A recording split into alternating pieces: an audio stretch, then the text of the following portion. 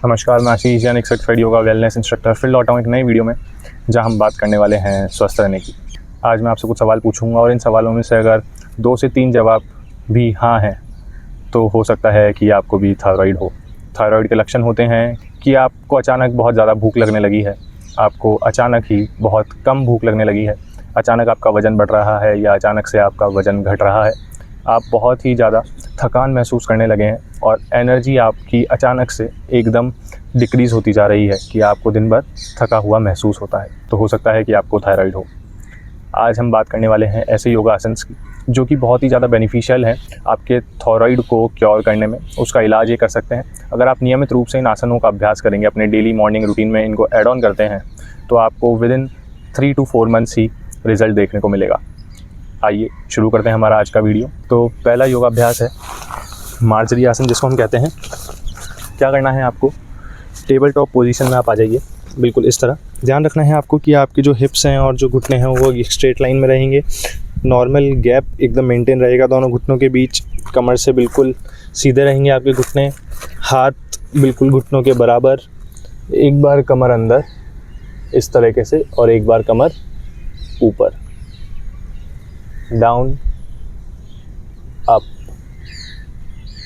Inhale करते हुए down, exhale करते हुए अप, इनहेल करते हुए डाउन, एक्सहेल करते हुए अप। कम से कम भी 20 से 25 बार आपको इस आसन का अभ्यास करना है। इनहेल करते हुए डाउन, एक्सहेल करते हुए अप। आपको अपनी पोजीशन मेंटेन रखनी है, ऐसा ना हो कि आप अपने हिप्स के लाइन से बाहर चल जाएं या बहुत ही टेढ़ा हो जाएं, इस बात का ध्यान रखिए। एक्सहेल करते हुए अप, इनहेल करते हुए डाउन। ये आसन बैक पेन के लिए भी बहुत अच्छा है। अगर आपको बैक पेन रहता है तो डॉक्टर सबसे पहले आपको यही एक्सरसाइज बताएगा, क्योंकि ये आसन स्ट्रेंथन करता है आपकी लोअर बैक को और साथ ही साथ काम करता है आपके एब्डोमेन पे, जो कि आपके बैक पेन को क्योर करता है और आपकी स्पाइन को स्ट्रेंथन करता है। 20 से 25 बार ये आसन करने के बाद हम लोग जाएंगे हमारे अगले आसन में, जिसका नाम है भुजंग आसन। क्या करना है आपको, बिल्कुल ऐसे ज़मीन पर उल्टे लेट जाइए, टोज़ आपके बिल्कुल फ्लैट रहेंगे इस तरीके से, दोनों हाथ आपके चेस्ट के बराबर में, और ऊपर उठिए इस तरीके से। 5 सेकंड होल्ड करिए, नॉर्मल ब्रीदिंग आपकी चलती रहेगी और एक्सहेल करते हुए डाउन।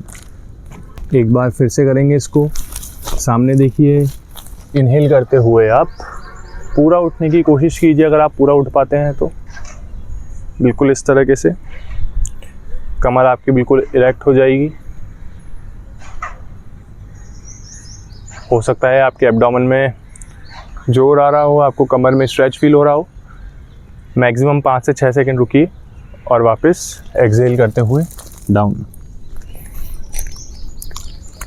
3 से 4 सेकंड यहाँ पे रिलैक्स करने के बाद वापस इनहेल करते हुए अप। आप अगर पूरा नहीं उठ पाते हैं तो आप इतना भी उठ सकते हैं, जितना मैक्सिमम आप उठ पाएँ उतना उठने की कोशिश कीजिए। 5 सेकंड रुकने के बाद एक्सहेल करते हुए डाउन। इसके बाद जो हमारा अगला आसन है वो है धनुरासन। कैसे करना है इसको, अपने दोनों पैरों को इस तरीके से अपनी तरफ मोड़ के अपनी एंकल्स को पकड़ लीजिए और ऊपर उठना है बिल्कुल इस तरीके से। 5 सेकंड होल्ड कीजिए और डाउन। अगर आप धनुरासन नहीं कर पाते हैं तो एक इसका बहुत ही आसान वेरिएशन मैं आपको बता रहा हूँ। अपने दोनों हाथों को इस तरीके से स्ट्रेट रखिए और पैर को इस तरीके से फोल्ड कर लीजिए और आपकी कमर भी बिल्कुल इस तरीके से रहेगी, ऊपर जितना आप ऊपर स्ट्रेच कर पाएँ। इस पोजीशन में आपको 5 सेकंड होल्ड करना है। 5 सेकंड होल्ड करके वापस नीचे रिलैक्सिंग पोजीशन में आप आ सकते हैं। ये उन लोगों के लिए जिनको धनुरासन करना कठिन लगता है या फिर नहीं कर पाते हैं, उनकी बॉडी अभी इतनी फ्लेक्सिबल नहीं है, लेकिन जो धनुरासन कर सकते हैं वो एक बार और करेंगे इस अभ्यास को। अप,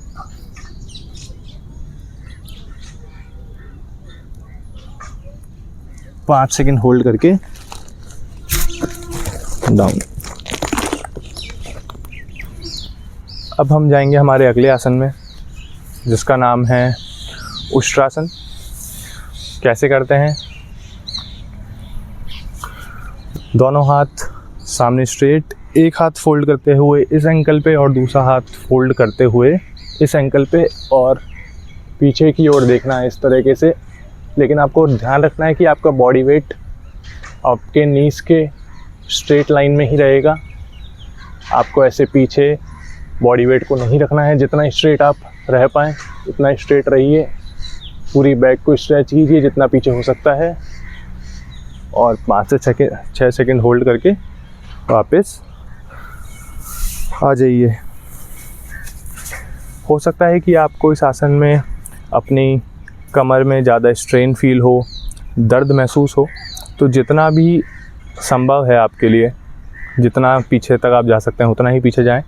ज़्यादा जोर ना लगाएं। अगर आप अभी नए हैं योगा आसन्स में और ज़्यादा समय आपको नहीं हुआ है करते हुए, तो अपनी बॉडी के अनुसार ही स्ट्रेच दें और उतना ही ताकत लगाएं।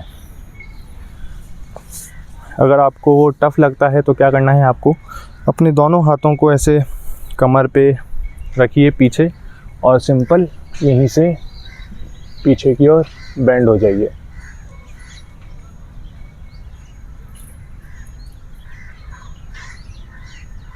पाँच सेकंड होल्ड करके वापस अप।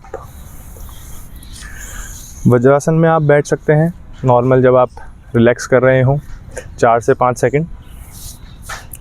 ये आसन बहुत अच्छा है आपके डाइजेशन को इम्प्रूव करने के लिए, ताकि आपके पेट से संबंधित समस्याएं ठीक हो सके। इस आसन में बैठना भी बहुत ज़्यादा ज़रूरी है। एक बार और करेंगे हम उष्ट्रासन। वापस कमर पे पीछे हाथ लगाइए, सपोर्ट दीजिए अपने बैक को, और धीरे धीरे बेंड हो जाइए पीछे।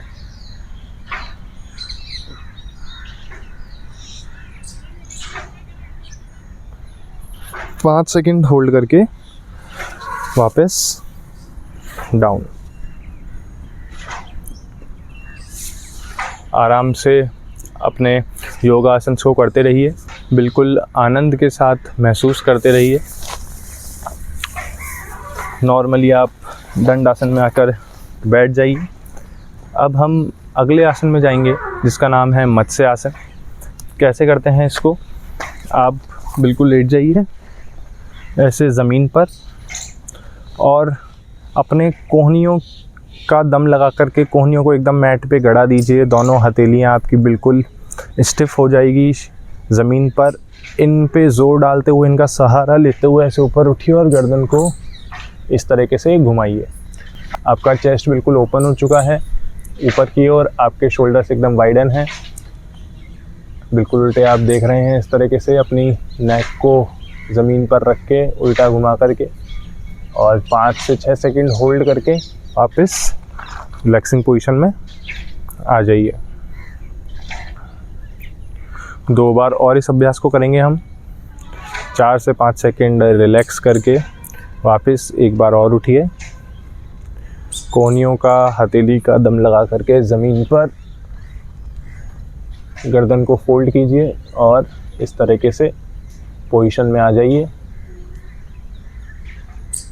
4 से 5 सेकंड यहाँ होल्ड करके वापस रिलैक्स।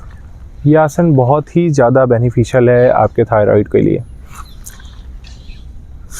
बेसिकली अगर आप किसी भी आयुर्वेदिक डॉक्टर के पास जाएंगे, या कोई भी ऐसा एलोपैथी के भी डॉक्टर जिनको थोड़ा योगा और आयुर्वेदिक में इंटरेस्ट है, वो आपको ये एक्सरसाइज ज़रूर बताएंगे, मत्स्य आसन।